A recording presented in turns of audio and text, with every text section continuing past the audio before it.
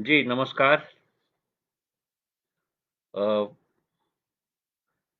जन सुलभ पुस्तकालय और अर्पण कुमार जी के माध्यम से और इस नए डिजिटल माध्यम से हम कुँवर नारायण जी को याद करने, उनके रचना जगत पर कुछ बात करने के लिए इकट्ठे हैं। यह आयोजन अ, कई दिनों से चल रहा है, शायद यह 10वीं कड़ी है आज। और आज मैं कुँवर नारायण जी पर बहुत पहले कुछ लिखा था, उसी का एक तरह से पाठ करना चाहता हूँ। नई तैयारी तो नहीं कर पा रहा हूँ, हालाँकि अभी मैंने सब इतना असमाप्त कुछ महीने पहले इस पर एक टिप्पणी ज़रूर लिखी थी, जो समास नाम की पत्रिका में उदयन वाजपेयी ने छापी थी और उसमें ख़ास तौर से अब नाम की कविता का अ, उसी से शुरू किया था। जैसे और इस कविता को शायद एक बार हम फिर से अ, सुन सकते हैं। अब बाहर किसी ने खटखटाया, मैंने उठकर दरवाज़ा खोला। अरे तुम? सदियों बाद विश्वास नहीं होता। छुओ मुझे कि लगे सचमुच तुम ही हो। अंदर आओ, मिलो मेरे घर से, मेरी कविता से, मेरी अधूरी दुनिया से। भर जाओ मुझ में अब, मुझसे भी ऊपर तक। जल्दी करो, केवल अभी तो बचा है अब मेरे पास। इस अब के कितने सारे आशय निकल सकते हैं। उनमें से कुछ उस लेख में उस समीक्षा में छूने की कोशिश की थी। बल्कि पंकज जी को सुनते हुए कल या परसों उन्हें सुनते हुए लगा कि समय का कितना महत्व है इस पूरे कविता इनके रचना संसार में कुंवर नारायण जी के। और मुमकिन है कि अगर हम उसे देखें तो उस एक सूत्र से भी बहुत सारी चीजें कुंवर नारायण जी के बारे में खुल सकती हैं। अच्छा ये है कि देखिए, विस्मरण के इस युग में इन नए माध्यमों ने अ, अपने दिग्गजों को याद करने का अवसर हम लोगों को दे दिया है और फिर से हम लोग श्रोता भी बन रहे हैं। अ, कुंवर नारायण जी से पहला परिचय मेरा शायद 1964 का है, जब सागर विश्वविद्यालय में बीए का विद्यार्थी होने के नाते के के तरह की तरह छात्रों के एक दल के साथ, छात्रों छात्राओं के एक दल के साथ हम लोग घूमे थे, लखनऊ, दिल्ली, आगरा, जयपुर वगैरह। तो मुझे याद है कि महानगर में हमने 2 घर खोजे थे, एक यशपाल जी का और एक कुंवर नारायण जी का। यशपाल जी की से मुलाकात तो याद है, कुंवर नारायण जी वाली मुलाकात बहुत ठीक-ठीक याद नहीं है, लेकिन दूसरी बार हम महानगर लखनऊ महानगर इलाके में, जहाँ कुंवर जी का घर था पहले, वहाँ फिर हम दोबारा गए अपने मेरी पत्नी चंद्रकिरण के गाँव से होते हुए, फतेहपुर ज़िले में हुसैनगंज तिवारीपुर से, और हमारे दोनों बच्चे छोटे-छोटे थे। और वहाँ याद है कि इतना सुंदर सुरुचिपूर्ण, बहुत बड़ा आकार में, बड़ा नहीं लेकिन बहुत भव्यता लिए हुए। और उस समय ख्याल आया कि पैसे का अच्छा अच्छा प्रयोग, अच्छा इस्तेमाल भी किया जा सकता है, वरना पैसे से तो ज़्यादातर फूहड़ता ही जहाँ तहाँ नजर आती है। तो सुंदर से घर में, अपूर्व तब छोटे थे, लेकिन इतने छोटे भी नहीं, क्योंकि हमको वो चिड़ियाघर घुमाने ले गए और सांपों के बारे में अपूर्व की जो जानकारी थी, वो कमाल की थी। बहुत से सांप देखे और उन सांपों का विवरण भी अपूर्व से सुना। और भारती जी से तो मिलना एक विशेष अनुभव हमेशा रहा ही है। इतनी शांत और इतनी विदुषी शायद कम ही लोग जानते होंगे कि अर्थशास्त्र की कोलकाता विश्वविद्यालय की एमए स्नातक हैं, और इनके सहपाठी थे सुकुमार चक्रवर्ती, अमर्त्य सेन जैसे लोग, और शायद भारती जी का पहला या दूसरा स्थान था उस विश्वविद्यालय में एमए में। और सुखद संयोग यह है कि चंद्र किरण को प्राथमिक शाला में या माध्यमिक शाला में उन्होंने कुछ दिन पढ़ाया, और वो कुछ दिन पढ़ाने का सुफल यह है कि अंतिम दिनों तक, मेरी पत्नी के अंतिम दिनों तक, अभी हाल में वो संबंध बना रहा। और जब भी भारती जी, एक तो भारती जी उनकी गुरु थी, और दूसरी मन्नू जी, मन्नू भंडारी, और बाद में कुंवर जी से तो बहुत लंबा, अगर कहें कि काम के घंटों में जो मुलाकात हुई, वो साहित्य अकादमी में एक हमने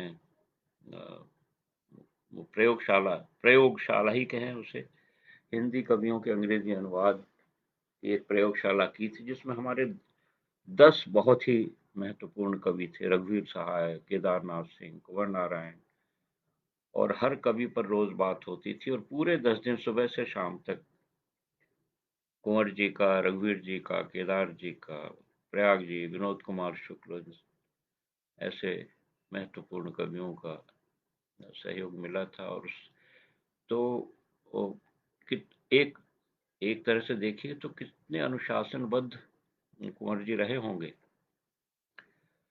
और यह भी याद पड़ता है कि एक बड़ा स्मित, बहुत ही बड़ा संयमित किस्म का सेंस ऑफ ह्यूमर उनका, वो इस तरह बहुत मुलाकातें होती रही हम लोगों की, और नए लोगों को सुनने का भी उनमें अद्भुत वो चाव था।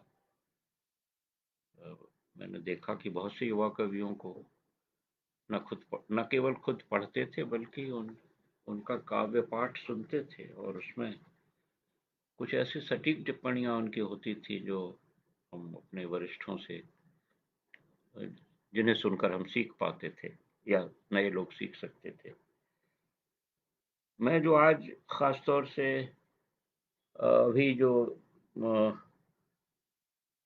सब इतना असमाप्त पर तो एक टिप्पणी थी, मैंने कहानियों पर भी एक टिप्पणी की थी, बेचैन पत्तों का कोरस नाम का जो उनका कहानी संग्रह है, वो तो अद्भुत एक कहानी है देशों की सीमाओं के बारे में।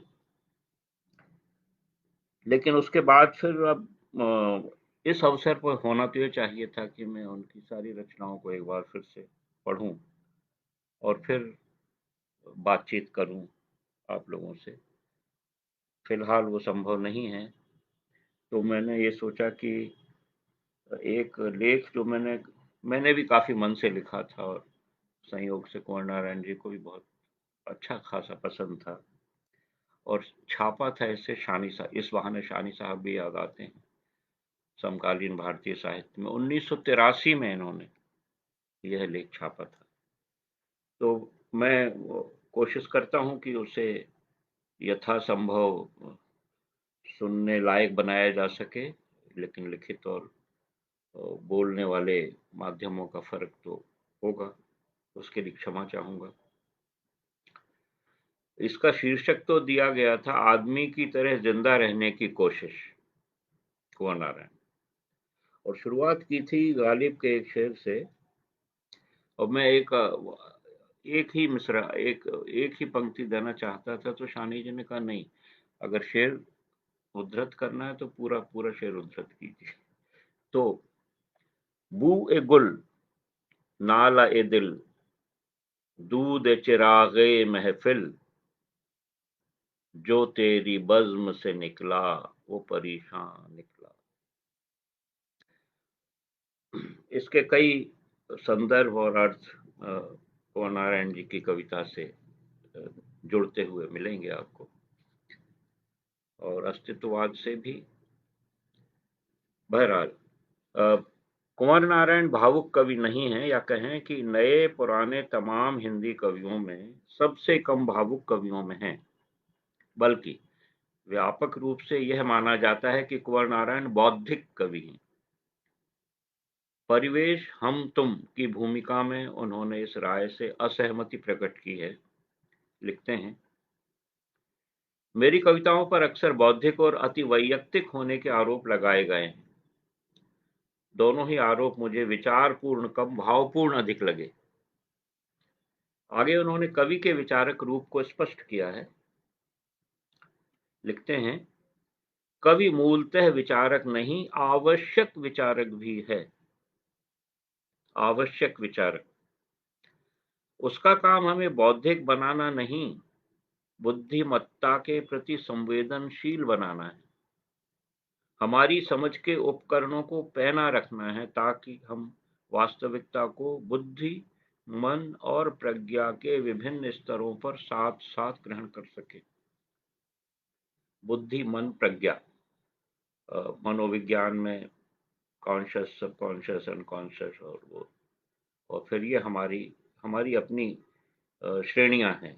हमारे भारतीय मनोविज्ञान में ये श्रेणियां आपको मिलेंगी, बुद्धि, मन, प्रज्ञा। तो कविता की संपूर्ण परिकल्पना के बावजूद उनकी अपनी कविता के बारे में शायद ही कोई ऐसी बहस हुई हो जिसमें उनके वैचारिक पक्ष को प्रमुखता न मिली हो। अक्सर उनकी कविता पर बहस विचारों की बहस हो गई है। यह अक्सरियत भी एक वजह है जो उनके कृतित्व के विचार की छानबीन के लिए प्रेरित करती है। लेकिन इससे भी अधिक उनकी कविता खुद यह मांग करती है कि उसकी वैचारिक, मूलतः दार्शनिक पृष्ठभूमि को समझा जाए। उसके बगैर कवि की बुनियादी जद्दोजहद कुछ एक भावोच्छ्वासों के रूप में देखे जाने और इस तरह अधूरे देखे जाने के खतरे में पड़ जाती है। मन, बुद्धि और प्रज्ञा के तीन स्तर समझ के तीन बुनियादी खंडों की तरह हैं, जो एक दूसरे से जुड़े रहकर भी अलग अलग हैं। भारतीय मनोविज्ञान में मनुष्य के मानस को शायद कुछ और श्रेणियों में भी बांटा गया है। मसलन चित्त और अहंकार वगैरह की भी अलग श्रेणियां हैं, पर मोटे तौर पर यही तीन श्रेणियां प्रचलित हैं। एक दूसरे से जुड़ी होकर भी ये श्रेणियां चूंकि अलग अलग हैं, इसलिए किसी खास प्रसंग में इनमें से किसी एक या दूसरे की प्रधानता की गुंजाइश से इनकार नहीं किया जा सकता। रचना के शुरुआती बिंदु कई तरह के हो सकते हैं। कोई बिंब, कोई भावना, कोई विचार, कोई लय या धुन, कभी महज एक शब्द। पूरी रचना प्रक्रिया में इनमें से कोई एक या अनेक चीजें हावी रह सकती हैं और आगे कमोबेश मात्रा में हावी हो जा सकती हैं। इस तरह कई और संभावनाएं सोची देखी जा सकती हैं। इनके कारण काव्यानुभव का रूप और उसका असर अलग अलग तरह का हो सकता है। क्लासिकी और रोमांटिक कवि स्वभावों में अंतर इन चीजों के अलग अलग संयोजनों के जरिए देखे जा सकते हैं। कुंवर नारायण का कवि स्वभाव क्लासिकी रुझान के नजदीक है। उनकी कुछ एक कविताओं को छोड़ दें, उन्हें छोड़ देने से कुंवर नारायण के कवि व्यक्तित्व पर कोई ज्यादा आंच नहीं आती। तो जिन या जिस तरह की कविताओं में उनकी अपनी विशेषता सामने आती है, वे निश्चय ही रोमांटिक रुझान की कविताएं नहीं हैं। अपने सामने संग्रह जो है उनका, अपने सामने के पहले और तीसरे खंड की प्रायः सभी कविताएं और दूसरे खंड की कुछ एक कविताएं उनकी विशेष पहचान है, यह मानकर यह बात कही जा रही है। क्लासिकी रुझान की पहचान इस तथ्य से भी हो सकती है कि आत्मजयी उनका प्रबंध काव्य है। पुराने महाकाव्यों का आकार भले ही उसका न हो, और यह भी देखा जा सकता है कि प्रबंध काव्य की ओर हिंदी के बहुत ही कम नए या आधुनिक कवि गए हैं। आत्मजयी लिखने के बावजूद कुंवर नारायण आध्यात्मिक या अध्यात्मवादी कवि नहीं है। यह विचारणीय तथ्य है। आत्मजयी में उन्होंने जीवन, मृत्यु, ईश्वर और मुक्ति जैसे प्रश्नों को संसार में खोजना चाहा या कि वे संसार के अतलांतों को छूकर और शायद उन्हें सार्थक न पाकर लौट आए हैं। उनकी जिज्ञासाएं विशुद्ध दार्शनिक न होकर मानवीय मानवीय जीवन और मानवीय संसार की जिज्ञासाएं हैं। यह नहीं कि आध्यात्मिक दार्शनिक प्रश्न मानवीय नहीं है, बल्कि यह कि मानवेतर या मानवोत्तर किसी सत्ता में हाड़ मांस के अनुभव को भुलाकर किसी अति मानव या परामानव की सत्ता में उनकी दिलचस्पी नहीं है। एक तरह से भारतीय अर्थों में उनके प्रश्न प्रज्ञा के नहीं, बुद्धि के हैं और मन के हैं। कुंवर नारायण की कविता को पढ़कर जो निकलता है वो परेशान ही निकलता है। जहां जिस शेर से हमने शुरू किया था, कुंवर नारायण की कविता को पढ़कर जो निकलता है वो परेशान ही निकलता है। जो तेरी बज़्म से निकला वो परेशान निकला। उससे निकलकर चैन, शांति, सुख, संतोष जैसी भावनाएं बनाए रखना कठिन है। यह कविता मानसिक द्वंद्व को आत्मसात करने का निमंत्रण है। बौद्धिक ऊहापोह उसका अनिवार्य चरण है, पर जिस हद पर वह ऊहापोह हमारे अनुभव का अंग बन जाती है, उस हद के बाद वह निरी बौद्धिक नहीं रह जाती। दरअसल खुद कुमार नारायण मन, बुद्धि और प्रज्ञा के विलगाव के हामी नहीं हैं। वे आधुनिकता के एलियट स्कूल के करीब हैं, टीएस एलियट के स्कूल के करीब है। उनकी उनकी काव्य रचनाओं के करीब भी हैं और सोच के करीब भी, वैचारिकता में। वे आधुनिकता के एलियट स्कूल के करीब हैं, जिसमें तर्क और भावना के विभेद को खत्म करने वाले बिंदु पर कविता को पाने की कोशिश है। बहुत प्रसिद्ध स्थापना है उनकी कि जहाँ तर्क और भावना इकट्ठी होती है। वही एक आधुनिकता की शुरुआत एलियट वहीं से मानते हैं। भले ही जॉन डन तक जाते हैं वो 3-4 सदी पहले, लेकिन आधुनिकता की पहचान और आधुनिकता की शुरुआत करने वाले शायद सबसे बड़े कवि एलियट ही हैं सारी दुनिया में। और आश्चर्यजनक रूप से किसी भी भाषा का साहित्य आप उठा लीजिए, आधुनिक साहित्य पढ़ना शुरू करते ही आप पाएंगे कि एलियट की छाया उस पर है, और उसको उसको माना भी है वहाँ के इतिहासकारों ने, रचनाकारों ने। और जब हम ये वर्कशॉप कर रहे थे, हिंदी ये संग्रह छपा है, उसमें साहित्य अकादमी से छपा है अंग्रेजी में, सर्वाइवल, और लंबा सा शीर्षक है उसका। तो उसमें हमारे साथ सहयोगी डायरेक्टर के रूप में उनका नाम है, और डैनियल वाइस बोर्ड के नाम से आप लोग परिचित होंगे, जिनकी सबसे बड़ी देन यह है कि दुनिया की अनेक भाषाओं की कविता पहली बार अंग्रेजी में उन्हीं के माध्यम से आई। वो जो पत्रिका निकालते थे, उसी से हंगारी और चेक और पोलिश, इस तरह के कवियों को बहुत कम लोग उनसे पहले जानते थे। तो उनका भी आकर्षण कुंवर नारायण जी के लिए इसीलिए था। कुंवर नारायण जी के प्रति विशेष रूप से आकर्षित हुए थे वो, और उन्होंने कहा कि एलियट की याद दिलाते हैं, और अमेरिका के एक दो और कवियों का भी उन्होंने नाम दिया। तो वे आधुनिकता के एलियट स्कूल के करीब है, जिसमें तर्क और भावना के विभेद को खत्म करने वाले बिंदु पर कविता को पाने की कोशिश है। एक बिल्कुल अलग सामाजिक राजनीतिक विचारधारा के साथ मुक्ति बोध भी ज्ञान और संवेदना के, ज्ञानात्मक संवेदन और संवेदनात्मक ज्ञान के एकीकरण के पक्षधर हैं। और यही हम याद कर लें कि आत्मजयी पर सबसे प्रसिद्ध और शायद सबसे पहला आलेख मुक्तिबोध का ही था। आधुनिकता की जो दूसरी प्रमुख धारा है एलियट से अलग, उसमें बौडलेयर, मलारमे, रैम्बो से लेकर सररियलिस्टों तक, उससे जगह जगह मेल खाने के बावजूद, उससे प्रेरित प्रभावित होने के बावजूद, यह धारा अधिक तार्किक, यानी एलियट वाली जो धारा है, अधिक तार्किक, संयोजित, सुचिंतित और संयमित धारा है। या हम यह भी गौर कर सकते हैं कि कुंवर नारायण जी खुद अच्छी खासी फ्रेंच जानते थे, ऐसा मेरा अनुमान है। और मालार में बौदलेयर, रैम्बो वगैरह के बड़े गहरे पाठक थे। इनके बारे में कई दफ़ा उनसे बातचीत करते हुए कुछ सुनने को मिलता था।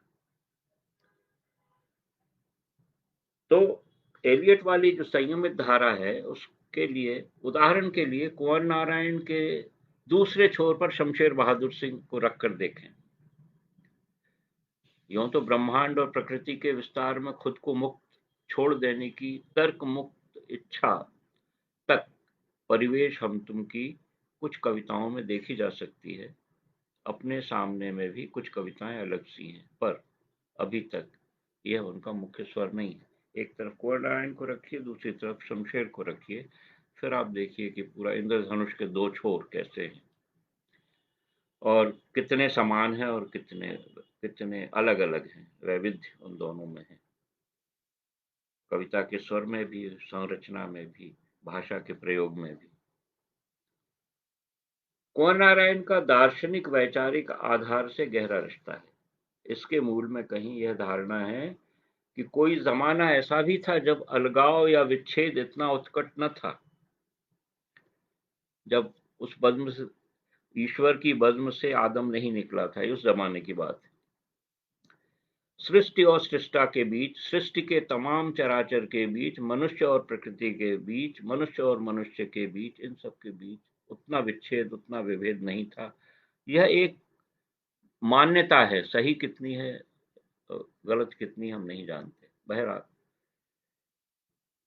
कोई ऐसा युग जहां थी एक तत्व की ही प्रधानता, प्रसाद को याद करें, एक तत्व की ही प्रधानता, कहो उसे जड़ या चेतन। ऐसे किसी अतीत को न मानने वालों में कुछ ऐसे भी विचारक हैं जो भविष्य में किसी ऐसे ही स्वर्ण युग की कल्पना करते हैं, करते रहे हैं। पर रहस्यवाद से मुक्त आधुनिक मस्तिष्क में इस मौलिक विच्छेद की परिणति अलग तरह की हुई है।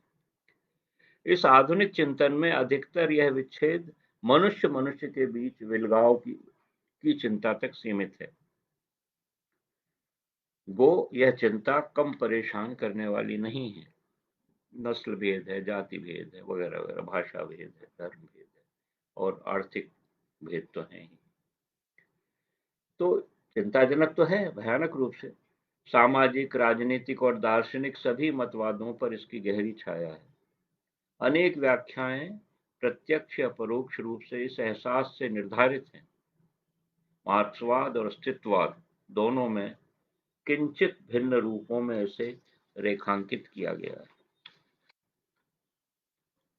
आध्यात्मिक या अध्यात्मवादी कहलाने वाले चिंतक और कलाकार उस बज्म से निकलने के पहले किसी स्थिति पर सोच विचार करने से बाज नहीं आते।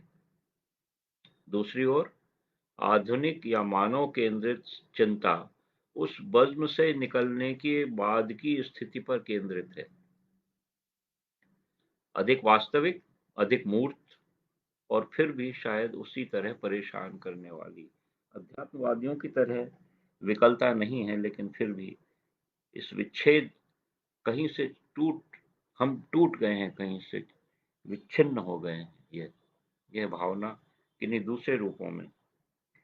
आत्मजयी के अंतिम प्रश्न ये थे, देखिए, जीवन क्या, मृत्यु क्यों, मुक्ति कैसे, ईश्वर कहाँ। अब अपने सामने के प्रश्न भिन्न हैं। अब प्रश्न आत्यंतिक नहीं है, ये अपने सामने संग्रह, हम आत्मजयी से अपने सामने पर जब आ रहे हैं तो देख रहे हैं कि प्रश्नों का स्वरूप भी कुछ बदला है। अब प्रश्न आत्यंतिक नहीं है, जीव एब्सोल्यूटिस्ट नहीं है, कह सकते। जीवन से पहले क्या था, इससे जोड़कर जीवन क्या है, ऐसा प्रश्न यहाँ नहीं है। न ही मृत्यु के बाद क्या है, इसके बारे में कोई प्रश्न है। मुक्ति कैसे और ईश्वर कहाँ, ये प्रश्न भी नहीं है। जीवन जब से पाया और जब वह मृत्यु के कारण स्थगित हो जाएगा, उसी के बीच क्या है? यही इस कविता की जिज्ञासा है, इस पूरे संग्रह की अधिकांश कविताओं की। ईश्वर को खोजने का कोई ख्याल यहाँ नहीं है। मुक्ति को भी निर्वाण या मोक्ष के अर्थ में पाने की छटपटाहट नहीं है। मुक्ति है, स्वतंत्रता तो है और उसकी छटपटाहट तो है, लेकिन वो मोक्ष के अर्थ वाली नहीं। यह मानकर कवि आगे बढ़ रहा है, उद्धरण है, एक अकारण शुरुआत और अकारण मृत्यु के बीच कहाँ हूं। अनिश्चय नाम की कविता है। तो जीवन से परे की जिज्ञासा नहीं, जीवन को जीने को स्वीकार करने के बाद उसे जानने समझने की जिज्ञासा यहाँ है। आत्मजयी के नचिकेता को वे ठोस मानवीय जगत में ले आए हैं। कुंवर नारायण की इस कविता में प्रवेश का यही द्वार है, मनुष्य और मनुष्यों का संसार। उनकी टेक है, मुझे एक मनुष्य की तरह पढ़ो, देखो और समझो, ताकि हमारे बीच एक सहज और खुला रिश्ता बन सके, मांद और जोखिम का रिश्ता नहीं। कुंवर नारायण का यह मनुष्य कौन है, कैसा है? उनकी निम्न दो पंक्तियों को लेकर काफी बहस हुई है। नई कविता और प्रयोगवाद में अंतर्निहित सामाजिक, राजनीतिक और दार्शनिक आग्रहों के प्रसंग में इस बहस की तीखी धार मिलती रही है। और वो दो पंक्तियां हैं, मैं समूह से विच्छिन्न हूं क्योंकि कुछ भिन्न हूं। ये परिवेश हम तुम में उपसंहार नाम की कविता में, मैं समूह से विच्छिन्न हूं क्योंकि कुछ भिन्न हूं। और अगर कुंवर नारायण जी के व्यक्तित्व और जीवन को देखिए तो बहुत कुछ सही कथन मालूम होगा। समूह में तो कभी शामिल नहीं हुए वो, हालांकि मित्रताएं, गजब की गाढ़ी मित्रताएं हैं सब, विजय देवनारायण शाही के साथ, रघुवीर सहाय के साथ, सर्वेश्वर दयाल सक्सेना के साथ, कृष्ण नारायण कक्कड़ के साथ उनकी मित्रताएं आजीवन रही। और उसका काव्यात्मक लेन देन भी काफी मिलेगा अगर गौर से देखा जाए तो। मैं समूह से विच्छिन्न हूं क्योंकि कुछ भिन्न हूं, पर यह भिन्नता अद्वितीयता या श्रेष्ठता नहीं है। यह बात उनकी एक कहानी में रेखांकित है। अब उस कहानी से एक छोटा सा उदाहरण है, बड़ा आदमी नाम की कहानी से। उस समय यद्यपि हर व्यक्ति एक ही विपत्ति के अंतर्गत हंसा था, लेकिन प्रतिक्रियाएं अवश्य हर एक की अलग अलग रही होंगी। इसका अंदाजा लगाना आसान था, क्योंकि अपनी प्रतिक्रियाओं का विश्लेषण करने पर मैंने पाया कि वही प्रतिक्रिया और किसी की भी होना असंभव था। इसलिए नहीं कि मैं सबसे विशिष्ट हूं, बल्कि भिन्न हूं, और हर आदमी जो मुझसे भिन्न है इस बात से दुखी नहीं बल्कि संतुष्ट भी होगा। साधारण की विशेषता विशिष्टता, ये कृष्णा सोपती जी से लंबी बातचीत करते हुए एक इंटरव्यू किया था। अब उसकी पुस्तिका भी आई है। तो दूसरा जीवन उनकी जीवनी लिखते हुए मुझे फिर याद आ रहा है कि हंसी के कितने प्रकार हो सकते हैं। ये हम हशमत की कलम में देखने लायक होगा। जैसे भवभूति ने लाल रंग की कितनी छटाएं दिखाई हैं, कहते हैं वो अद्भुत है पूरे साहित्य में, शायद विश्व साहित्य में। कुछ वैसा ही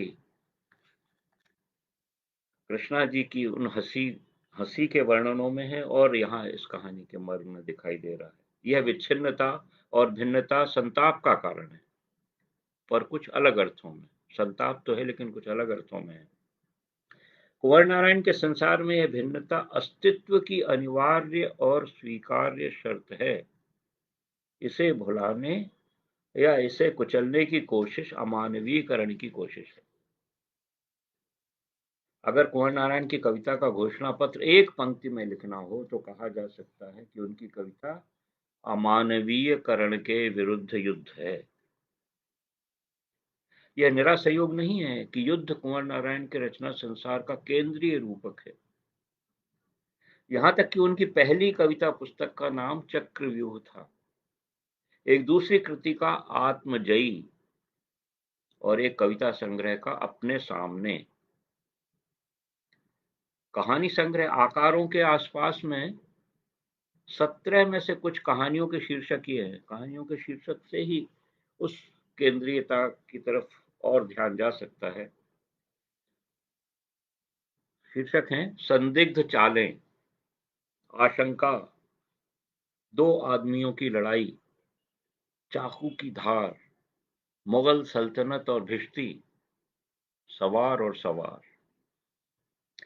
युद्ध प्रत्यक्ष या परोक्ष रूप से अपने विभिन्न फलितार्थों में उनकी लगभग प्रत्येक महत्वपूर्ण कविता में रचा बसा है। जीत हार, मुठभेड़, हमला, शिकार जैसे शब्द और शब्द चित्र उन्हें कई गुत्थियां सुलझाने में मदद करते हैं और अपनी बहुलता के कारण पाठक को चौंकाते हैं। उनकी कहानियों के संदर्भ में ताकत के मनोविज्ञान के अध्ययन को रेखांकित किया गया है। कविता में यह बात और भी आसान है। कुंवर जी की कहानियों के बारे में कमलेश जी ने खास तौर से इस बात को रेखांकित किया था, जहां तक मुझे ध्यान पड़ता है कि जो साइकोलॉजी ऑफ पावर है, ताकत का जो मनोविज्ञान है, वो कहीं उसमें बहुत गहरे अर्थों में नजर आता है। उसकी शायद कुछ नई छटाएं भी उन कहानियों से निकल सकती।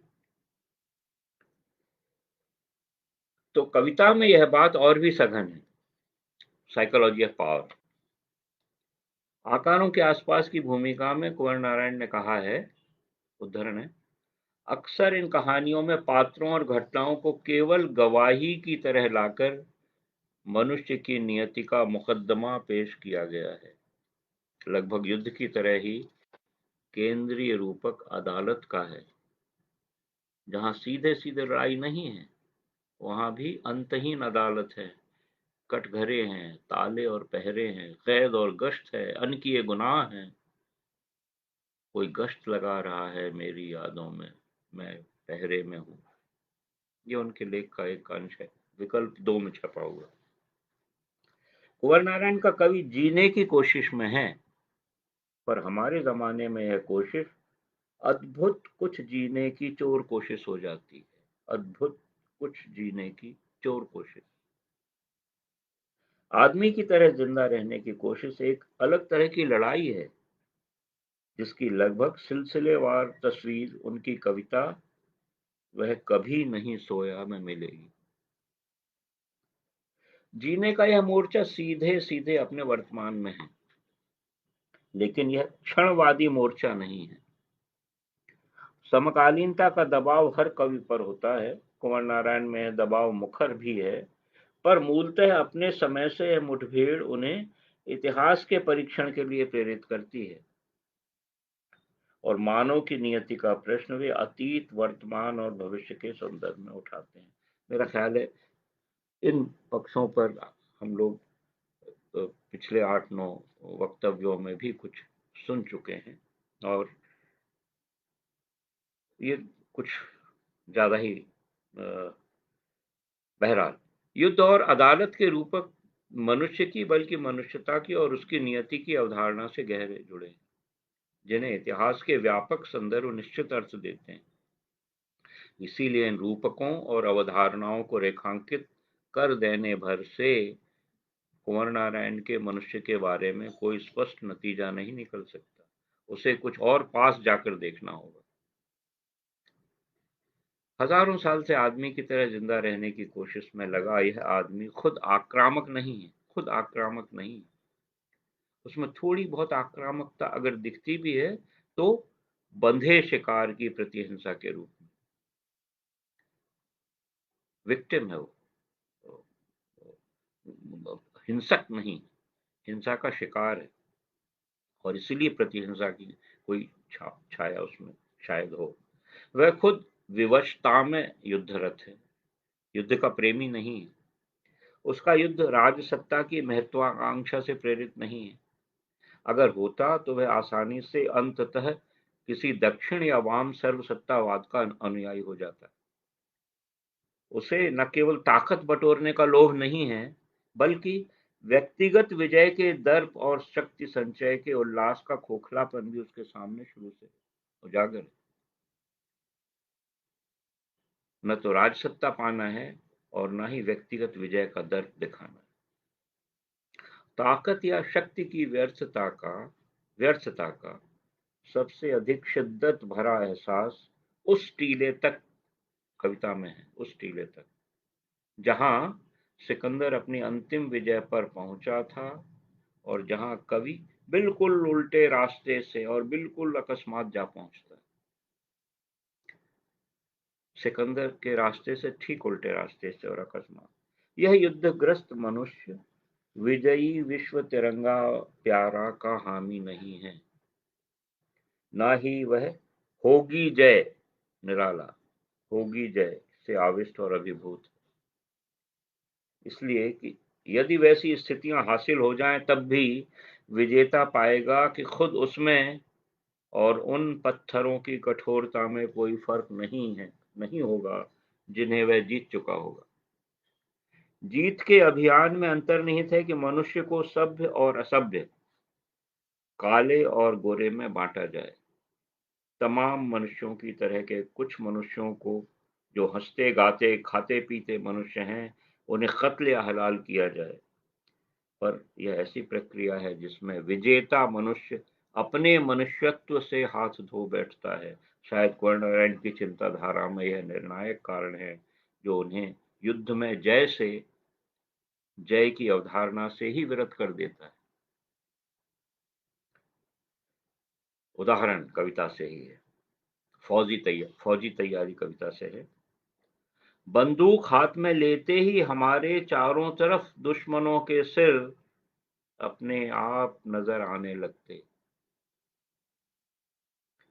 फिर भागते हुए कविता से कुछ पंक्तियां हैं। हमेशा की तरह वैभव और जोर जबरदस्ती का रास्ता एक बहुत ठंडी और अंधेरी घाटी में पहुंचकर अचानक कहां खो जाता है। महत्वाकांक्षा के विरुद्ध यह उनका एक बड़ा तर्क है। विजित की छटपटाहट ही नहीं, विजेता का मित्रहीन निर्जन अकेलापन भी कवि के सामने है। रूम एट द टॉप जो है सबसे अधिक लोनली है।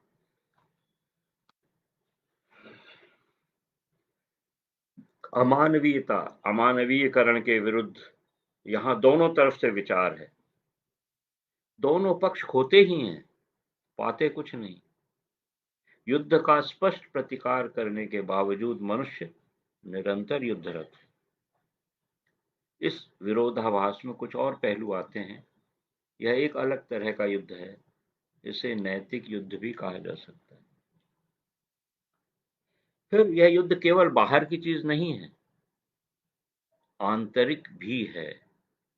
इस कारण फिर उक्त संभावना एकांतिक हो जा सकती है, वही जो ऊपर की संभावना हम दिखा रहे हैं। लेकिन कुंवर नारायण की कुछ मूल प्रतिज्ञाएं हैं, जिनमें से एक ये है, जीना, सार्थक जीना।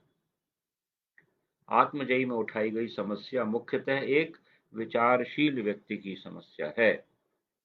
केवल सुखी होना काफी नहीं, सार्थक जीना जरूरी है। ये उनकी पंक्ति।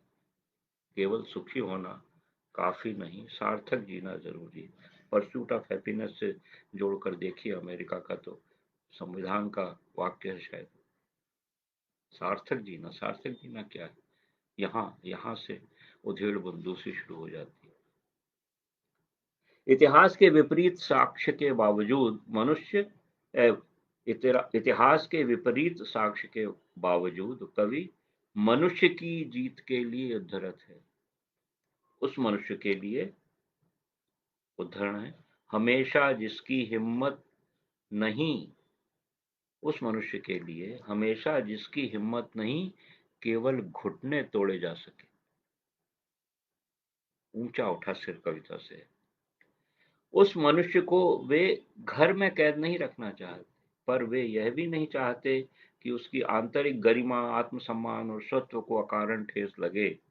वह उस आदमी को इस दैनंदिन अजीब दिन से छुटकारा दिलाना चाहते हैं जिसमें अपनापन बचा लेना चमत्कार सा दिखने लगता है।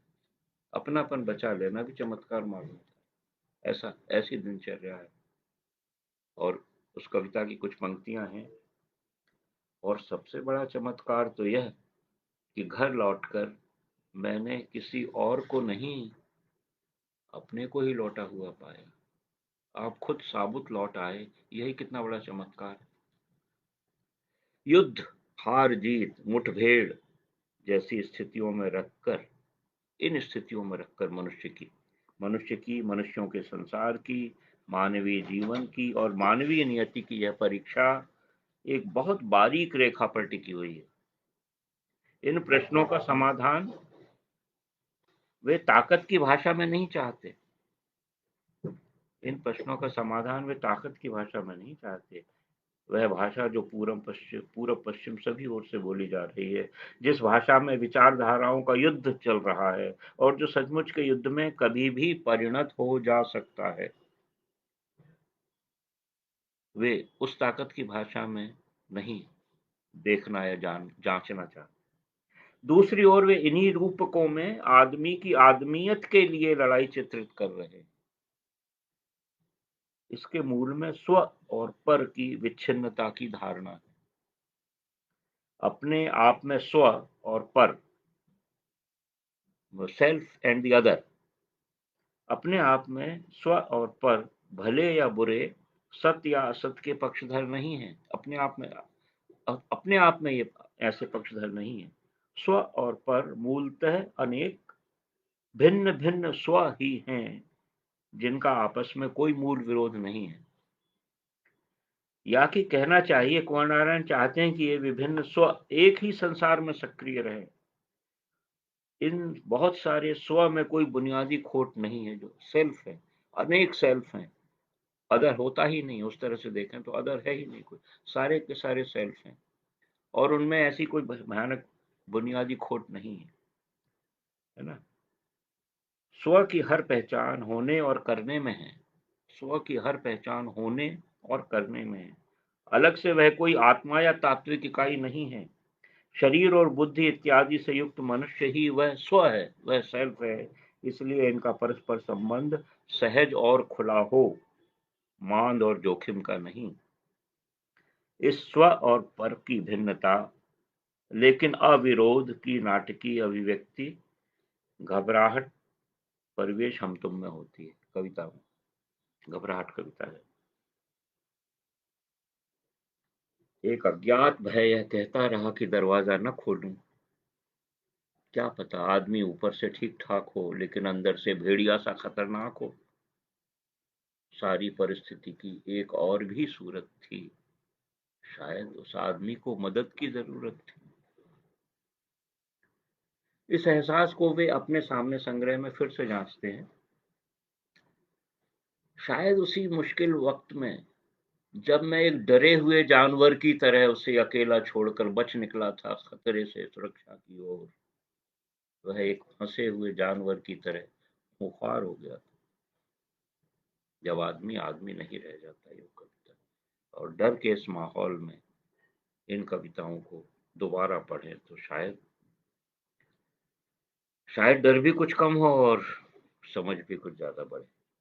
पहला, आसन्न संकट में क्या रवैया हो। ये जो स्व और पर वाली अवधारणाएं हैं, इसमें मैर्लो पोंती वाली बात काफी इस्तेमाल की गई है। इस पर मेरी बातचीत भी हुई थी कुंवर जी से कि ये कहाँ से आप लेकर आए। तो सार्त्र, कामू, मैर्लो पोंती, सिमोन द बोआ, इन लोगों के बीच में इन हिंसा अहिंसा वाले प्रश्नों पर तो बहुत जबरदस्त इनकी आपस की बहस थी ही। ये स्व और पर वाले प्रश्न पर मैर्लो पोंती का बड़ा विशेष आकर्षक काम मुझे लगा था उस समय। अब पता नहीं अब कैसा लगेगा, अब फिर से पढ़ूं तो आसन्न संकट में रवैया क्या हो। मानो यह चुनौती हर समय है, और क्योंकि स्व और पर के बीच कोई खुला और सहज रिश्ता कायम नहीं हो पा रहा है ना। अदरनेस इतना ज्यादा उभारा जा रहा है कि हम एक सहज रिश्ता बना ही नहीं सकते। हमसे जरा भी कोई भिन्न हुआ तो अदर हो जाता है और दुश्मन हो जाता है। हमारे वर्तमान का यह प्रमुख लक्षण है, हर समय आसन्न खतरा। हमारे समय जब हम कह रहे हैं तो पता नहीं, शायद हर समय का हो, क्योंकि यह 40 साल 38-40 साल पहले की बात हम उस समय को देखते हुए कर रहे हैं। इस समय तो हमारे वर्तमान का यह प्रमुख लक्षण है। हर समय आसन्न खतरा, क्योंकि हर समय शक शुबहा और मार-धाड़, एक दूसरे पर हावी होने की कोशिश। कुंवर नारायण के इस मैं को हम में विसर्जित करना संभव नहीं है। मैं और हम, मैं को लेकर बहुत कविताएं हैं कुंवर नारायण कि मैं होना क्यों काफी नहीं है। एक तो थोड़ी रोमांटिक सी भी है अंतिम संग्रह में। कुंवर नारायण के इस मैं को हम में विसर्जित करना संभव नहीं है, क्योंकि हम दरअसल अनेक में हैं। हम अनेक, हम में अनेक मैं हैं, अनेक सेल्फ हैं। यह करना उचित नहीं है, क्योंकि तब अनेक मैं की वास्तविकता को नकारना होगा। उस मैं की वास्तविकता, उसकी विशिष्टता, उसकी भिन्नता, उसको भी नकारने के पक्ष में कुंवर नारायण जी नहीं है, विचारक के रूप में भी, कवि के रूप में भी। यथार्थ से पलायन करना होगा अगर हम उस मैं को विसर्जित कर दें ना, बूंद को समुद्र में विसर्जित कर दें। बूंद की भी अपनी स्वायत्ता है। रविंद्रनाथ का एक बड़ा सुंदर निबंध है इस भारतीयता और प्रादेशिकता वगैरह को लेकर। शायद कश्मीर के संदर्भ में ही उन्होंने वो लिखा था कि कोई छोटी इकाई भले ही हो, लेकिन वो जरूरी नहीं है कि वो उस पूरे विराट में समा जाना चाहे। वो अपना अपना व्यक्तित्व बनाए रखना चाहती है। कभी उस लेख पर किसी को बात करना चाहिए। तो यह विसर्जन, मैं का हम में विसर्जन, बूंद का समुद्र में विसर्जन श्रेयस्कर नहीं है, क्योंकि तब हम की भाषा भी अहंकारी मैं की तरह ताकत की भाषा हो जाती है ना। संघौ शक्ति कलु युगे, या जो भी है, वो दम्भ हो गया, अहंकार, वो मैं की तरह ही हो जाता है। झूठ या सच नहीं, आज भी नाम की कविता की दो चार पंक्तियां हैं। झूठ या सच नहीं, इस तरह यकीन रखने वालों के बहुमत से डरता हूँ आज। बहुमत, जन्म और मृत्यु के दो अकारण छोरों के बीच, जिनके परे की ऊहापोह व्यर्थ है। क्यों जन्मे हम और क्यों मर गए, मरने के बाद क्या हुआ, जन्म से पहले क्या थे। अकारण छोर हैं दोनों के दोनों। सचमुच के जीवन में स्व को किस तरह बचाया जाए, सबके अलग अलग स्व की रक्षा किस तरह से हो, ये स्व एक ही धरातल पर किस तरह मुक्ति, सीमित मुक्ति या स्वतंत्रता को पा सकें। मोक्ष नहीं, मुक्ति, स्वतंत्रता।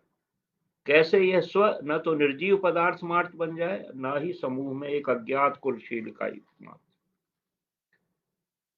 जो ज्यादातर ताकत बटोरने की हवस में पैदा हुई है ना। न तो उसमें कुलशील रहित अज्ञात इकाई भी उस स्व को नहीं बनने देना चाहते। कैसे वह उन लड़ाइयों से बचा रहे जो न तो उसकी हैं, न ही उसके लिए हैं। आज आज तो ऐसी कितनी सारी लड़ाइयां हो रही हैं जो ना हमारे लिए हैं, ना हमारी हैं, जबरदस्ती थोप दी गई हैं। कैसे वह उन लड़ाइयों से बचा रहे जो न तो उसकी हैं, ना ही उसके लिए है, जो ज्यादातर ताकत बटोरने की हवस में पैदा हुई है, और जिस ताकत को बटोरने में अनेक स्व की मदद समूहीकरण के जरिए ली जाती है। देश, पार्टी, नेता या सुनहरे भविष्य के नाम पर, और जिसमें अंततः वे स्व बेगाने मानकर फेंक दिए जाते हैं। उन सेल्फ की कोई अहमियत नहीं रह जाती। यूज एंड थ्रो अवे, उनके द्वारा, उस अवधारणा के द्वारा या उस समूह के द्वारा जिसने सबको इकट्ठा किया। कवि की लड़ाई अति वैयक्तिक लड़ाई नहीं है। उक्त अर्थों में वह सभी व्यक्तियों की लड़ाई है। ये भी देखिए कितनी बारीकियां हैं इसमें कि आप हम के हिस्से भी हैं, लेकिन अपना व्यक्तित्व भी रखे हुए हैं। जो लड़ाई लड़ रहे हैं वो सारी अघोषित या अनचिन्ही लड़ाइयाँ भी नहीं, आपकी भी हैं, लेकिन आप सिर्फ आपकी भी नहीं है और सिर्फ दूसरों की भी नहीं। हथियार के रूप में उदाहरण है अपने बजाय नाम की कविता से छोटा सा उदाहरण है। हथियार के रूप में जरूरी लगता है जिंदा रखना उस नैतिक अकेलेपन को जिसमें बंद होकर प्रार्थना की जाती है या अपने से सच कहा जाता है, अपने से भागते रहने के बजाय खुद खुद से खुद को सच कहिए। परस्पर भिन्न लेकिन परस्पर संबद्ध इन स्वत्वों या व्यक्ति सत्ताओं की आपसी दुनिया ही उनकी खोज का केंद्र है। ये फिर मर्लो-पोंती वाला पॉइंट आता है। मनुष्येतर संसार से उसका एक अलग किस्म का संबंध है। वह स्वत्व न तो ब्रह्मांड का अविच्छिन्न अंग है, न उसका शास्ता या नियामक। वह स्वयं किसी अज्ञात शक्ति या ऐतिहासिक नियम से नियंत्रित संचालित भी नहीं है। यह एक बुलंद खुददारी की दुनिया है, जो अपने सामने जो कुछ देखती है उसे एक निश्चित आकार और अर्थ देती है। खुदी को कर बुलंद इतना इकबाल कि हर तकदीर के पहले खुदा बंदे से खुद पूछे, बता तेरी रजा क्या है। तब उसे अर्थवत्ता या सार्थकता कहाँ से मिलती? उस स्व को कहाँ से सार्थक जीना, ये बड़ा विकट सवाल है। तब उसे अर्थवत्ता या सार्थकता कहाँ से मिलती? जीने का संकल्प तो ठीक, लेकिन जीने का अर्थ क्या है? कवि मानता है कि सुखी जीना काफी नहीं है, सार्थक जीना जरूरी है।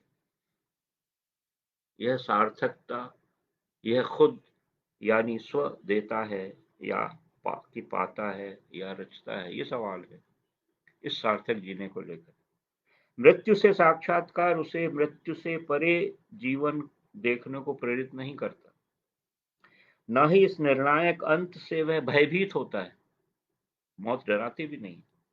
वह मृत्यु की दहलीज लांघने से पहले ही इसी जीवन और मनुष्यों के संसार में कोई सार्थकता रच लेता है।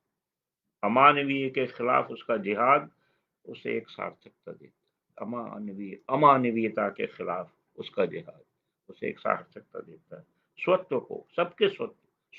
सबके स्वत्व को बचाए रखना उस सार्थकता की पुष्टि है। बहुत कठिन डगर है, कहना चाहिए। ये तमाम चीजें जो मेरी वजह से जिंदा हैं, ये समझौता कविता की पंक्तियां। ये तमाम चीजें जो मेरी वजह से जिंदा है, जैसी पंक्तियों के पीछे कुछ इसी तरह की तात्विक या दार्शनिक दृष्टि है। डूबते देखा समय को, ना, कविता बड़ी सुंदर, एक लोकप्रिय, शायद धर्म में छपी थी क्या। डूबते देखा समय को, अभी अभी जो सूर्य था, डूबते देखा समय को जैसी कविता में उसके व्यर्थ रंगों को एक साहसिक योजना दी। यह जो संकेत है, यह इसी और मालूम होता है सार्थकता वाले। ऊल जलूल और व्यर्थ, आत्यंतिक अर्थों में व्यर्थ, क्योंकि इस संसार को अर्थ देने का काम मनुष्य का है। इसमें अनेक अतीतों और अनेक भविष्यों की संभावना को जिंदा रखना निहायत जरूरी है। यह कुंवर नारायण की एक अडिग प्रतिज्ञा है। यह गीता के कर्मवाद से काफी अलग है। प्रतिज्ञा केवल कार्य करने की ही नहीं, फल पाने की भी है। फल कोई अलौकिक सत्ता नहीं, स्वयं मनुष्य देता है। एक ह्यूमनिज्म के चरम रूप में इसे देख सकते हैं। बाद में तो इस ह्यूमनिज्म, इस मानवतावाद के की खामियां भी बहुत सारी सामने आई हैं, लेकिन वो एक अलग विषय है। ताकत के मनोविज्ञान का असर कुंवर नारायण के कई समकालीन कवियों पर है। उन्हें साथ साथ रखकर देखें तो कुंवर नारायण की दृष्टि की विशेषता अधिक स्पष्ट हो सकती है। उदाहरण के लिए श्रीकांत वर्मा, रघुवीर सहाय और विजय नारायण शाही, तीनों में युद्ध के रूपक में लेंगे। श्रीकांत वर्मा की कविता में स्व पर के विरुद्ध मिलेगा। जो मुझसे नहीं हुआ मेरा संसार नहीं। उसकी कोशिश एक योद्धा की विजेता होने की कोशिश है। व्यर्थता का एहसास वैसा न हो पाने के कारण है। विजयी नहीं हुए इसलिए व्यर्थता महसूस हो रही है श्रीकांत जी के संदर्भ में। कुंवर नारायण का स्व आक्रामक या विजेता होना ही नहीं चाहता। वह संसार के व्यर्थ रंगों को साहसिक योजना देकर एक अर्थ अपने लिए जरूर पाना चाहता है, पर उसमें दूसरों का प्रवेश निषिद्ध नहीं है। दूसरों से भी उसे अपेक्षा है कि वे भी सार्थक जिएं। उन्हें परास्त कर उनसे बड़ा होकर जीने में स्व को कोई सार्थकता नहीं मिलती। यहाँ दूसरे लोग नरक नहीं है, न ही श्रीकांत वर्मा की तरह संसार की इस तरह की अस्वीकृति है। जब वो लिखते हैं समाधि लेख में, माया दर्पण में, श्रीकांत जी, जो मुझसे नहीं हुआ वह मेरा संसार नहीं है। कुंवर नारायण का स्व इतना आत्म केंद्रित नहीं है, ना ही वह प्रयत्न को व्यर्थ मानता है। प्रयत्न भी करना है और इतने आत्म केंद्रित भी नहीं। अंत तक हिम्मत न हारने की टेक। वह किताब बंद कर दो जिसमें अपनी ही कथा लिखी, कहकर दूसरों की दुनिया की सार्थकता की ओर नजर डालने का अंदाज भी उनमें है। अज्ञेय की इनको भी पंक्ति को दे दो के विपरीत कुंवर नारायण एक दूसरा तरीका अपनाना चाहते हैं। एक बंधी रेखा पर सीधे बढ़ते जाने से घेरे को बढ़ाते जाना उसके वक्त और जगह को अधिक माने देता था, यानी उसे दूसरों को अधिक देने और पाने देता था। दूसरों को अधिक देने और पाने, रेखा के दोनों ओर। यह तरीका तभी सफल हो सकता है जब दूसरों की कर्म सार्थकता को देखा जाए। पर आदमी कलाकार है जो यथार्थ को नहीं, अपने यथार्थ को कोई ना कोई अर्थ देने की कोशिश में पागल। लगभग 10 बजे हर रोज, लगभग 10 बजे रोज चौधरी। दूसरों को उत्तर देने के लिए यह प्रतिश्रुति है उनकी। फिर उदाहरण है वियतनाम कविता से। ठहरो, यह मत करो, हमें इसका उत्तर देना होगा। विज्ञापन के चतुर लहजों में नहीं, किसी घायल बच्चे के दर्द सी सादी भाषा में कि कौन सी मृत्यु अनिवार्य है। वह इतना कहकर संतुष्ट नहीं है कि गलत किंतु सही सा एक तर्क युद्ध है, न बुद्ध है न ईसा। वियतनाम। कुंवर नारायण की तरफ दौड़कर सर्वोच्च ऊंचाई पर पहुंचने की नहीं, इस बेचैनी को झेलने की, इससे उबरने की है। क्या हम अभी भी उन्हीं नीचाइयों पर खड़े हैं जहां ऊंचाइयों का असर पड़ता है? कुतुब मीनार। श्रीकांत वर्मा की कविता में समरकंद और मगध की ओर प्रयाण है। उस प्रयाण की निस्सारता का एहसास है, फिर भी गंतव्य जैसे वही है। कुंवर नारायण को इसमें कुछ और नजारा दिखता है। दिल्ली की तरफ नाम की कविता याद कीजिए, और ये शायद इमरजेंसी के दौर में लिखी गई कविता। दिल्ली की तरफ। जिधर घुड़सवारों का रुख हो उसी ओर घिसटते जाते हुए, मैंने उसे कई बार पहले भी देखा है। दोनों हाथ बंधे मजबूरी में, फिर एक बार। कौन था वह, कह नहीं सकता, क्योंकि को केवल 2 बंधे हुए हाथ ही दिल्ली पहुंचे। ये दिल्ली दरबार इमरजेंसी का, इंदिरा गांधी जी के जमाने का, और शायद कुछ और जमानों का भी। बंधे हुए हाथ, सिर्फ बंधे हुए हाथ। कुंवर नारायण और श्रीकांत वर्मा के दृष्टिकोणों को अस्तित्ववाद के घेरे में देखना आसान है। ऊपर के पूरे विवेचन में अस्तित्ववाद की शब्दावली देखी जा सकती है, पर दोनों पर अस्तित्ववाद का असर अलग अलग किस्म का है, या कि दोनों के अस्तित्ववाद अलग अलग है। सार्त्र के अस्तित्ववाद की छाप दोनों पर कुछ समान बिंदुओं पर है, पर कुंवर नारायण स्व की पारस्परिकता में मर्लो पोंती के अधिक करीब होंगे, जिसका जिक्र पहले भी कर चुके। स्व की पारस्परिकता, एक सेल्फ का दूसरे से, एक दूसरे से जो इंटरेक्शन है, इंटरपेनिट्रेशन है, कहीं पर काया प्रवेश के अर्थ में भी शायद आता हो। ये जीवन की क्रिया या कर्म के जीवन को क्रिया या कर्म के रूप में देखने में उसे सार्थक मानने में, उसी से सार्थकता पाने की मान्यता में कुंवर नारायण श्रीकांत वर्मा की काफ्काई व्यर्थता और सार्त्र के निषेधवादी दौर को नहीं अपनाते। हालांकि कुंवर नारायण काफ्का के दुस्वप्नों की याद दिलाते हैं। यहाँ सार्त्र के जीवन की भी कई पटरियां रही हैं या कई कई चरण रहे हैं, तो इसलिए वहाँ सार्त्र का एक निषेधवादी दौर था, उसको नहीं अपनाते। श्रीकांत जी शायद ज्यादा अपनाते हैं। तो चिकित्सा नाम की कविता में है, दो कमरों के बीच बटी हुई जिंदगी, बहुत कुछ आशा है, बहुत कुछ भय। यह संभव है कि अस्तित्ववाद के स्रोतों तक जाकर इस तरह के अंत या विरोधाभास को हल कर लिया जाए, पर कई सवाल तब भी अनुत्तरित रह जाते हैं। अस्तित्ववाद जहां एक और दकार्त के तर्कवाद से जुड़ा है, वहीं दूसरी ओर विको और कीर्केगार्ड के अतर्कवाद से भी। विको इटालियन और Kierkegaard Danish philosophers, social philosophers.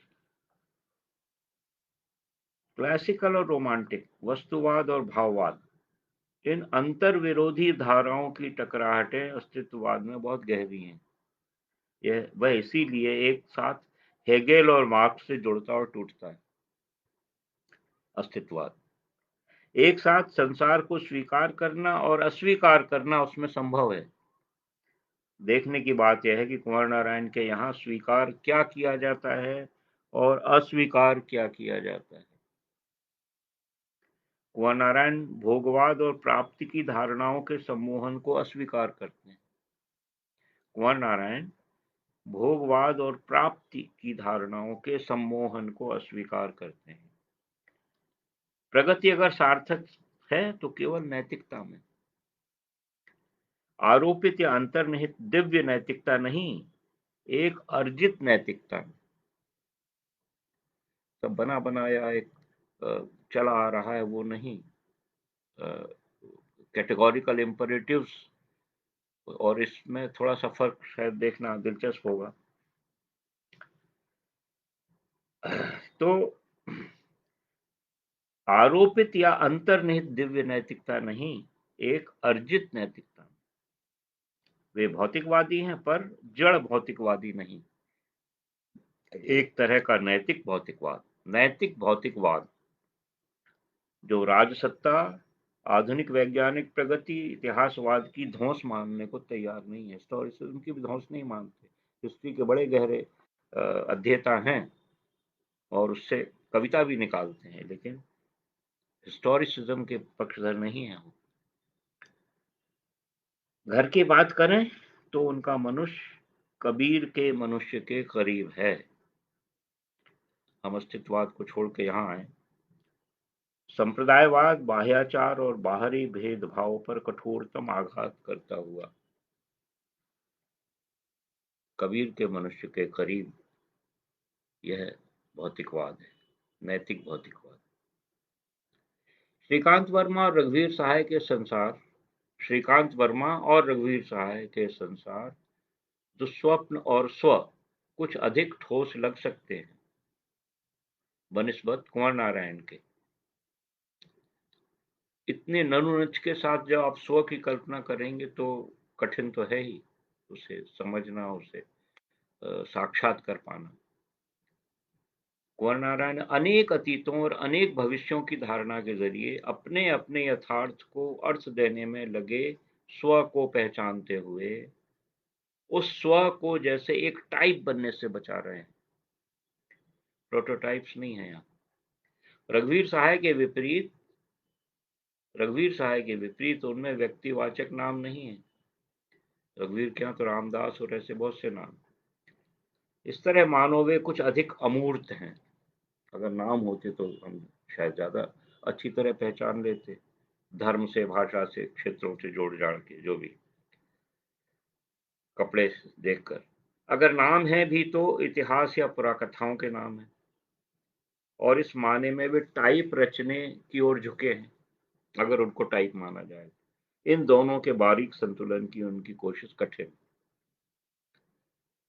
दूसरी ओर विजयदेव नारायण शाही में मिथकों का और युद्ध के रूपक का अंतर गुंथन कुंवर नारायण से कुछ भिन्न है। शायद इस अंतर को एलिगरी और टाइपोलॉजी के अंतर से समझा जा सकता है। ये भी बड़ा दिलचस्प प्रसंग हो गया था। केदारनाथ सिंह से इस पर काफी लंबी बातचीत हुई थी, टाइपोलॉजी और एलिगरी को लेकर। शाही जी का और कुंवर नारायण का उपयोग जो मिथकों का है।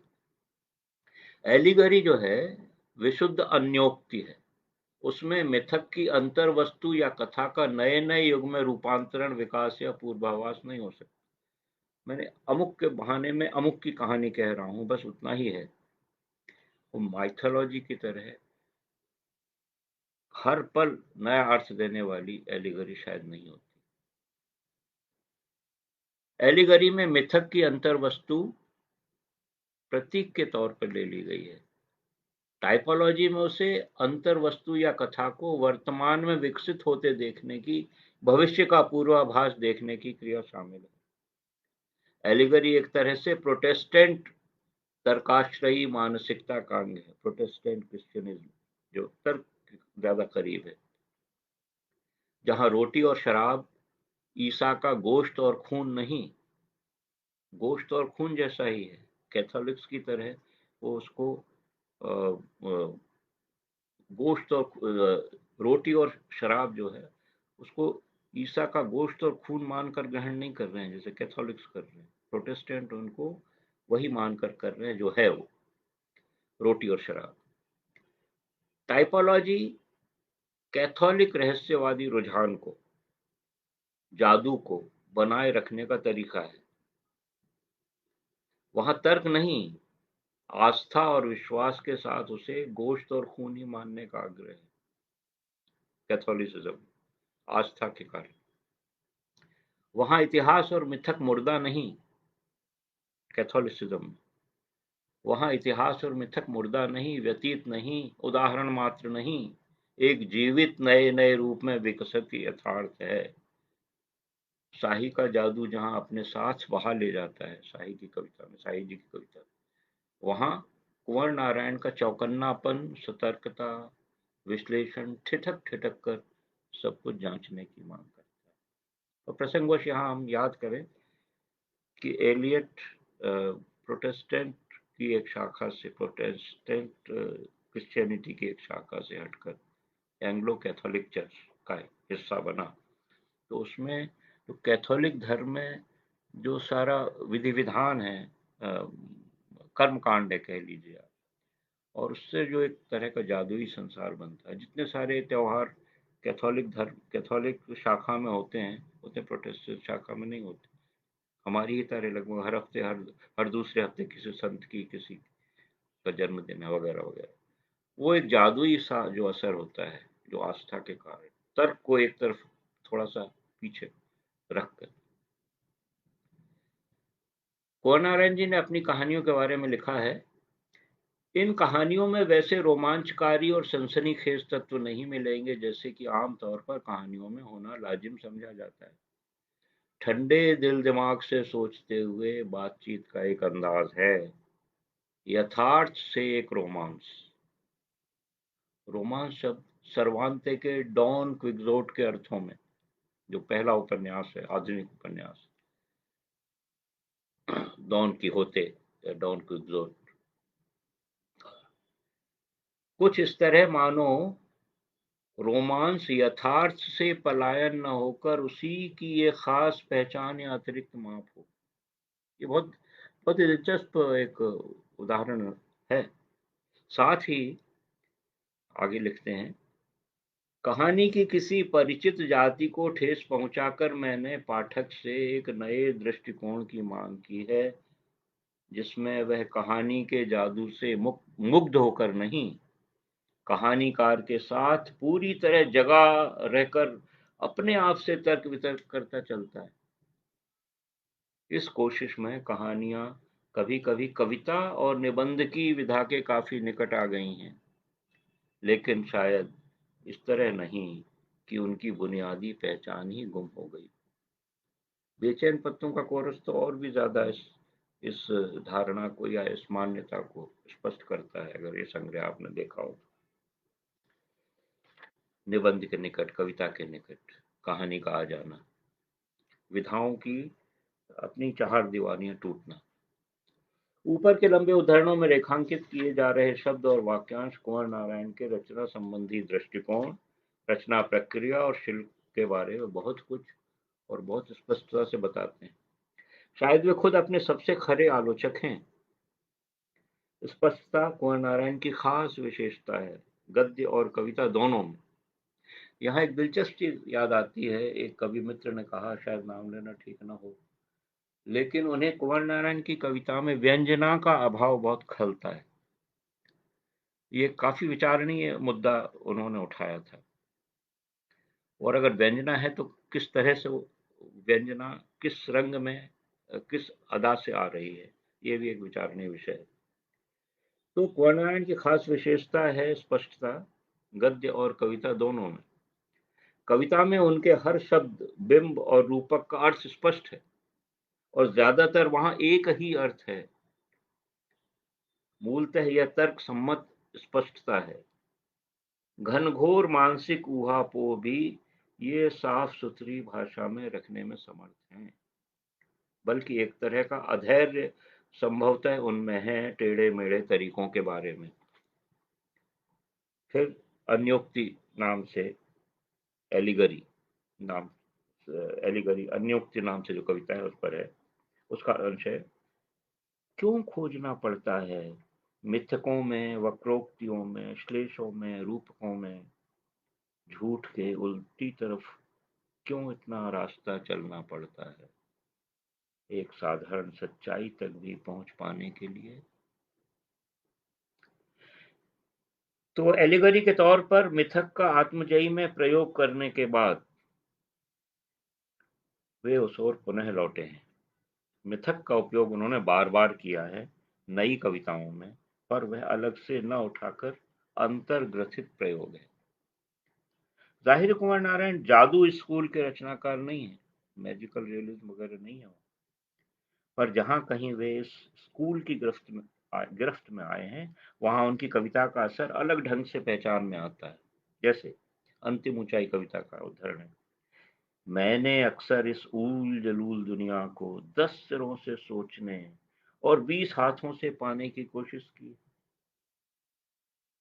मैंने अक्सर इस ऊल जलूल दुनिया को 10 सिरों से सोचने और 20 हाथों से पाने की कोशिश में अपने लिए बेहद मुश्किल बना लिया है।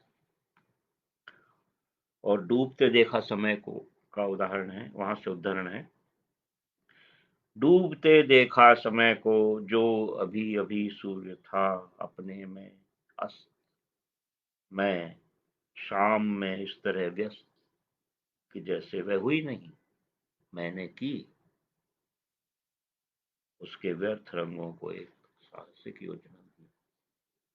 अनोखा सा एक रोमांस है कहिए इसमें। ये दो उद्धरण लगभग एक ही बात कहते हुए भी रचना प्रक्रिया के दो भिन्न बिंदुओं से शुरू होते हुए लगते हैं।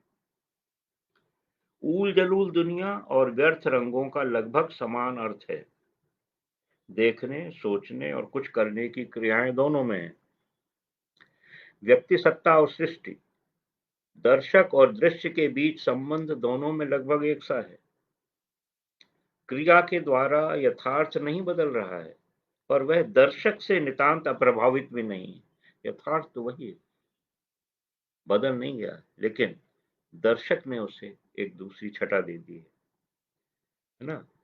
अपने आप में यथार्थ बदला भले ही ना हो, पर दर्शक ने उसे अपने लिए पा लिया है।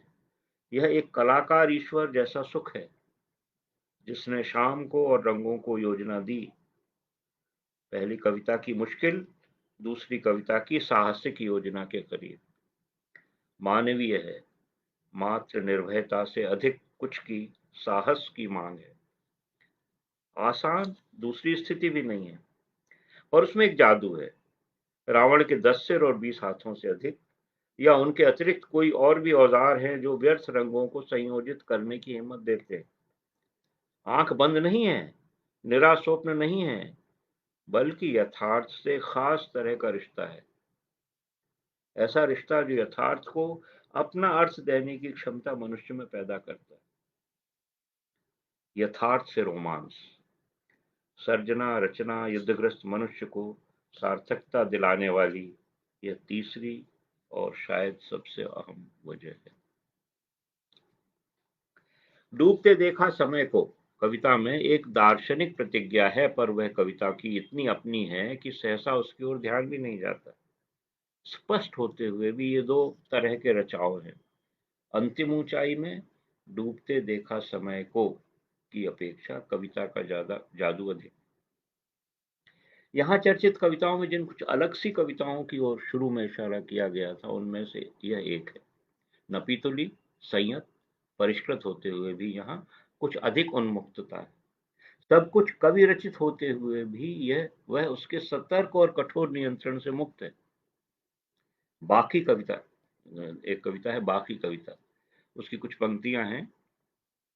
बाकी कविता शब्दों से नहीं लिखी जाती, पूरे अस्तित्व को खींचकर एक विराम की तरह कहीं भी छोड़ दी जाती। कविता को अस्तित्व की तरह खींचकर छोड़ देना कवि कुंवर नारायण का स्वभाव नहीं है। इसलिए इसलिए भी यह कविता पंक्ति अलग सी लगती है। चाहे तो पिछली कविताओं में इसके बीज जरूर देख लें, पर उनकी महत्वपूर्ण नई कविताएं अक्सर तह के भीतर तह उघाड़ कर भी स्पष्टता से कुछ देखती रहती हैं, बताती रहती हैं। यह कम होता है कि वे कहें, फिर उद्धरण है, ऐसा कम कहा है उन्होंने, लेकिन कहा है, सतहें इतनी सतही नहीं होती, न वजहें इतनी वजही, न स्पष्ट इतना स्पष्ट ही। क्या वह हाथ जो लिख रहा उतना ही है जितना दिख रहा है, या उसके पीछे एक और हाथ भी है, उसे लिखने के लिए बाध्य करता हुआ। कहीं निमित्त की खोज भी है। सतहें नाम की कविता है। इसी तरह पूरा जंगल जो है उनके उक्त स्वभाव के विपरीत अस्पष्टता लिए हुए है, लेकिन उसमें एक सघनता और पैनापन है जो मसलन अंतिम ऊंचाई से भिन्न किस्म की सघनता और पैनापन है। तार्किक प्रश्नों से शुरू होकर भी दोनों कविताएं अलग अलग तरह से समाप्त होती हैं। अंतिम ऊंचाई एक तरह के एकालाप उद्बोधन के मिले जुले रूप में समाप्त होती है। अंतिम ऊंचाई एक तरह के एकालाप उद्बोधन के मिले जुले रूप में।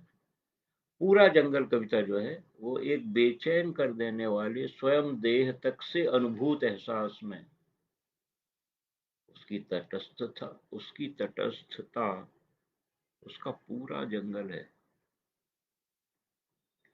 कविता में तथाकथित रहस्यवाद और आध्यात्मिकता की मांग भले ही न की जाए, पर कविता और कला के बारे में एक जिज्ञासा आज भी अनुत्तरित है। वह कौन सा तरीका, साधन या उपकरण है जिसके जरिए कविता वहां बिल्कुल उल्टे रास्ते से और बिल्कुल अकस्मात जा पहुंचती है, जहां पहुंचने में बल, वैभव और बुद्धि को एक एक कदम फूंक फूंक कर रखना पड़ता है। वह कौन सा रसायन है जो भाषा के एक संयोजन को कविता, तो दूसरे संयोजन को कहानी और तीसरे को गद्य बना देता है। ज्ञान और संवेदना किस बिंदु पर और कैसे एक होकर साहित्य या कला में परिणत हो जाते हैं। कुंवर नारायण की कविता कुछ खास कोणों से इस प्रश्न को पुनर्जीवित करती है। बहुत कुछ आशा है, बहुत कुछ भय जैसी पंक्तियां क्यों देर तक स्मृति में गूंजती रहती।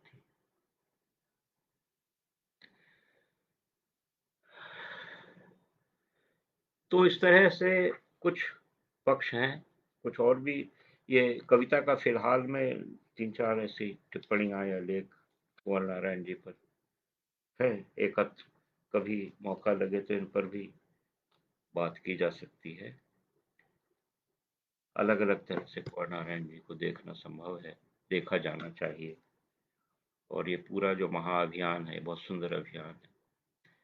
अपने अपने दिग्गजों को याद करने, इस विस्मृति के दौर में अपने दिग्गजों को याद रखने का मैं आप सबका धन्यवाद करता हूँ। और ये अवसर मुझे मिला, इससे कुछ शायद मैं फिर खुद खुद को कुछ और अधिक खोल सका। धन्यवाद।